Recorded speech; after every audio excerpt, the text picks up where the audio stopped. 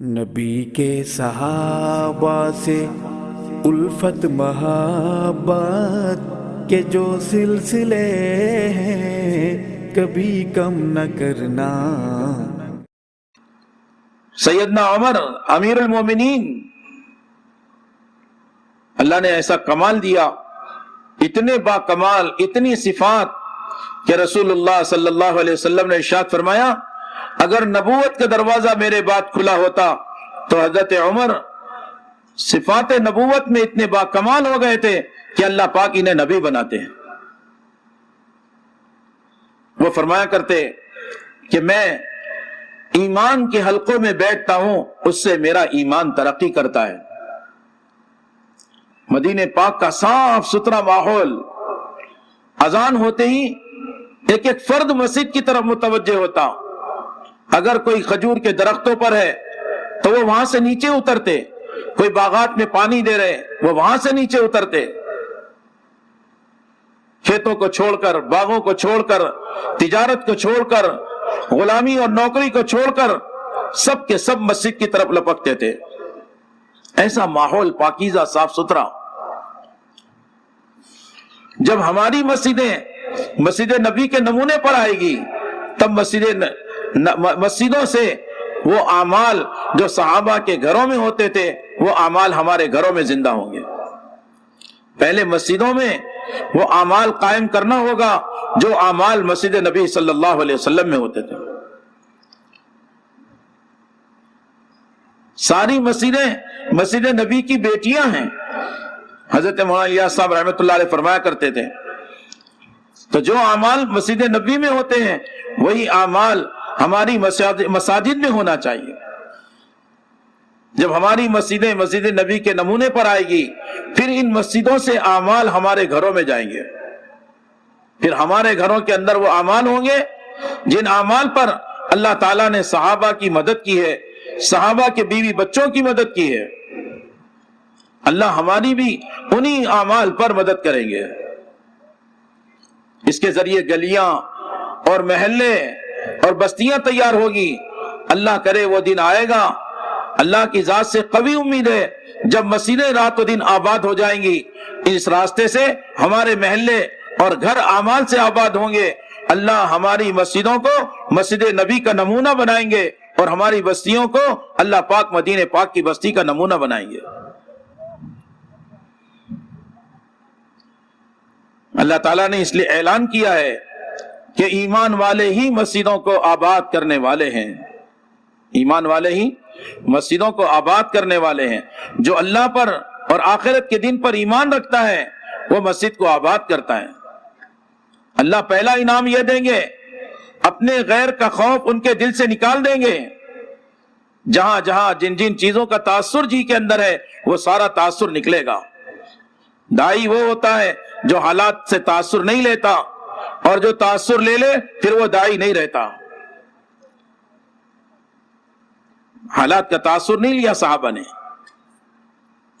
سب سے پہلا انعام مسجد کو آباد کرنے والوں کو یہ ملے گا، اللہ اپنے غیر کا خوف ان کے دل سے نکال دیں گے۔ پھر ان کے بارے میں گواہی ہے کہ یہ لوگ ہدایت یافتہ ہیں۔ ہر مسلمان کا تعلق مسجد سے قائم ہو جائے۔ قیامت میں اللہ عرش کا سایہ دیں گے کس کو؟ کہ جس کا دل مسجد میں اٹکا رہے۔ وَقَلْبٌ مُعَلَّقٌ فِي الْمَسَاجِدِ، کسی کام سے باہر جائے اور بے چین ہو کہ مجھے پھر مسجد کو لوٹنا ہے۔ جس کو مسجد آتا جاتا دیکھو ان کے ایماندار ہونے کی گواہی دو۔ جب یہ مسجد میں ہوتے ہیں تو فرشتے ان کے ہم نشین ہوتے ہیں، ان کے ساتھ بیٹھتے ہیں۔ جیسے انڈے میں مرغی کے پر کے نیچے رہنے سے حیات آتی ہے، ایسے مسجد کے ماحول میں رہنے سے، اعمال مساجد میں رہنے سے، فرشتوں کے پروں میں رہنے سے دلوں کے اندر ایمان کی ہدایت آتی ہے، ہدایت کا نور آتا ہے، ایمان کی طاقت پیدا ہوتی ہے، ہدایت ملتی ہے۔ مسلمان کی خوشامد کر کے ان کو مسجد کے ماحول میں لانا یہ ہر مسلمان کی اہم ذمہ داری ہے۔ ہر مسلمان اپنا خالی وقت اگر مسجد کو دے دے تو باہر کا جتنا بگاڑ ہے اللہ اپنی قدرت سے ختم کر دے۔ سمجھدار لوگ بار بار یہ کہہ رہے ہیں معاشرہ بگڑ گیا، معاشرہ بگڑ گیا، معاشرہ خراب ہو گیا۔ معاشرت کا سارا بگاڑ مسلمانوں کا خالی وقت مسجد کو نہ دینے کی وجہ سے ہے۔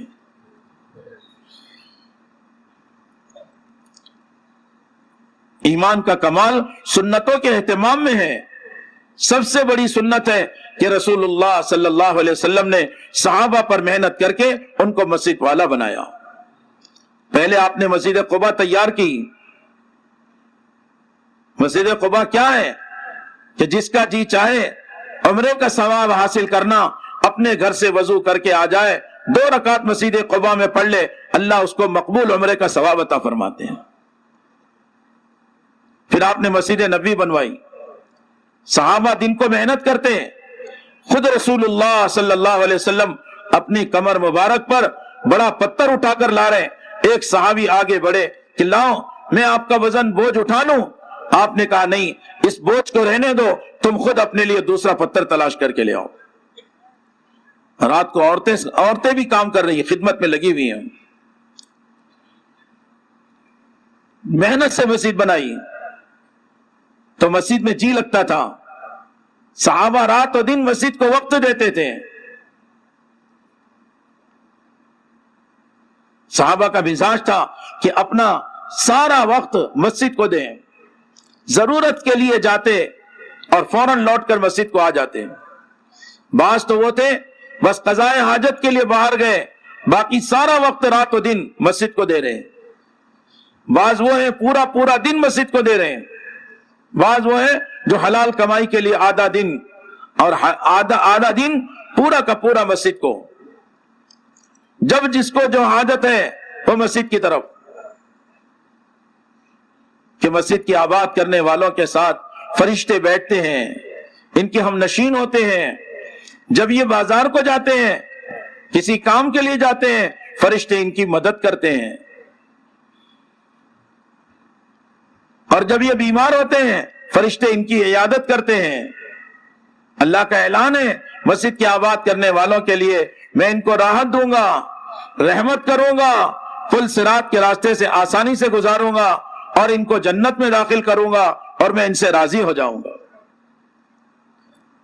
یہ محنت ہے۔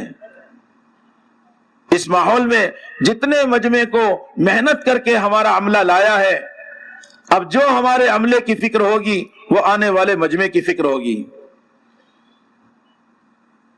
صرف اتنا ہی نہیں کہ بھائی ان کو لے لو، اکرام کر لو، خدمت کر لو، بلکہ جن جن شعبوں میں ہمارے عملہ ہے، ساتھی ہیں، اگر اللہ کی مدد کو متوجہ کرانا ہے تو ہر شعبے والے دعوت کو مقدم کریں، ہر آنے والے کی خوشامد کریں، اس کو دعوت دیں، اس کی تشکیل کریں، اس کو تیار کریں۔ قربانی دے کر یہ مجمع اپنے کام دھندوں کو، کاروبار کو چھوڑ کر، اپنے راحت آرام کے نقشوں کو چھوڑ کر، چھٹیوں کے پروگرام کو چھوڑ کر، قربان کر کے یہ یہاں مجمع آیا ہے۔ اللہ یہ دیکھنا چاہتے ہیں کہ جس مجمع کو تم نے محنت کر کے یہاں بلا کر لائے ہو، اب تم اس مجمع پر کیا محنت کرتے ہو۔ اگر تم نے ان پر محنت کر کے، قربانی کر کے ان کا ساتھ دیا، ان کو رہبری کی، ان کو کام سمجھا دیا، تو اللہ کی مدد متوجہ ہوگی اور دل ان کے قبول کریں گے۔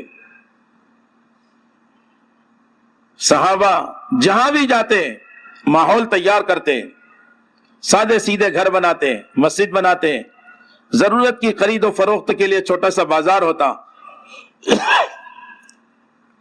قومیں، علاقے کے لوگ آ کر ان سے معاملات کرتے۔ الدین و معاملہ، معاملات پاکیزہ، صاف ستھرا، لین دین، خرید و فروخت، یقین اللہ پر، پالنہار اللہ کی ذات ہے۔ تجارت کرنا ہے، اس لیے کرنا ہے کہ سچائی کے ساتھ تجارت کرنے والا قیامت میں نبیوں، صدیقین اور شہداء کے ساتھ ہوگا۔ التاجر الصدوق الامین مع النبیین والصدیقین والشہداء۔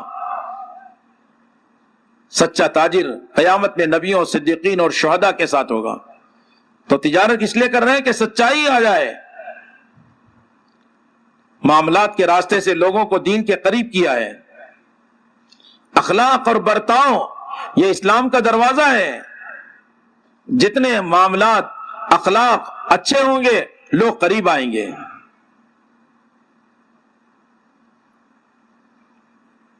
پھر اپنی مسجدیں بناتے ہیں، ان مسجدوں کے اندر رات و دن اعمال، دن کو بندوں کی خوشامد، اور مسجدوں میں کہ اللہ کے سامنے گڑ گڑانا اور رونا، انسانوں کی ہدایت کے لیے بھیک مانگنا اور تڑپنا۔ صحابہ تڑپا کرتے تھے، ایک ایک کی خوشامد کرتے، ایک ایک کو تیار کرتے۔ یہ مزاج بنا تھا صحابہ کا۔ مسجد میں اعمال ہو رہے ہیں، لوگ ان کی عبادت کو دیکھتے کہ ان کے دلوں میں عبادت کے وقت بھی ہم لوگوں کے لیے ہمدردی ہے، اپنے اللہ کے سامنے ہمارے لیے گریہ وزاری میں لگے ہوئے ہیں۔ لوگوں کے ساتھ اچھا برتاؤ، احسان، انصاف سے آگے کی چیز ہوتی ہے احسان، ایسا مزاج۔ لوگ یہ دیکھتے ہیں کام کرنے والوں کو کہ ان کا برتاؤ کیسا ہے، اخلاق کیسے ہیں۔ ماں باپ، بہن بھائی، رشتہ دار، پڑوسی، مسجد کے نمازی، نئے پرانے، وہ دیکھتے ہیں اس کا برتاؤ کیسا، اس کے اخلاق کیسے۔ حضرت جی مولانا الیاس صاحب رحمۃ اللہ علیہ فرماتے تھے تم ایمان کی محنت میں لگے رہو، اس سے تمہارا ایمان بھی بنے گا، تمہارے اخلاق بھی بنیں گے، اور اخلاق کی وجہ سے لوگ تمہارے قریب آ کر ایمان کی محنت تم سے سیکھیں گے۔ اخلاق۔ پھر صحابہ کی بستی اور محلے کو دیکھتے ہیں، سادے سیدھے گھر، سادے سیدھے لباس، سادہ سیدھا کھانا، سادی سیدھی سواری، نکاح سادہ، ایسی زندگیاں۔ ایک ماحول پاکیزہ بنایا تھا مدینہ پاک میں، یہاں کی جو جماعت باہر جاتی وہ ان اعمال کے ساتھ جاتی، جتنے قافلے یہاں مدینے میں آتے، ایسا ماحول بنایا تھا کہ اس ماحول کو دیکھ کر لوگ متاثر ہوتے تھے۔ یہ جو ہمارا عملہ آیا ہوا ہے نا، یہ ماحول بنائے یہاں اعمال دعوت کا، عبادت کا، اس کا ماحول بنانا ہے۔ عبادت اور دعوت کو جمع کریں گے تو اللہ کے خزانوں سے فائدہ اٹھا سکیں گے۔ صحابہ اپنے معاشرت کو پاکیزہ بناتے ہیں۔ اسلامی معاشرت کی 3 بنیاد، ایک تو پاکیزہ، صاف ستھرا، گندگی سے پاک، ظاہر کی گندگی، باطن کی گندگی کچھ نہیں، دل بھی پاک صاف ستھرے۔ حضرت جی مولانا یوسف صاحب رحمۃ اللہ علیہ فرمایا کرتے تھے تمہارے دلوں کی صفائی پر اخلاص کی بقدر اللہ تمہارے دلوں میں رائے القا کریں گے۔ کام کی رہبری ہوگی کہ یہ کہنا ہے، یہ کرنا ہے، دلوں کی صفائی پر اللہ کی طرف سے القا ہوتے ہیں۔ ان کی معاشرت پاک، صاف ستھری، لباس بھی صاف ستھرے پاکیزہ۔ اگر صحیح رخ قائم نہیں ہوا تو ہمیں پتہ ہی نہیں چلے گا ہم پاک ہیں یا ناپاک ہیں۔ گھروں کے اندر بھی پاکیزگی اور ناپاکی کا دھیان نہیں رہے گا۔ اس لیے پاکیزہ معاشرہ، اس کی بنیاد، سب سے پہلی بنیاد پاکیزگی۔ دوسری بنیاد کہ ان کے اندر حیا، جوان اللہ سے ڈرنے والا۔ جب اللہ کے فضل سے مدینے کا ماحول بنا تو جوان اپنی نگاہوں کی حفاظت کے ساتھ چلنے والا۔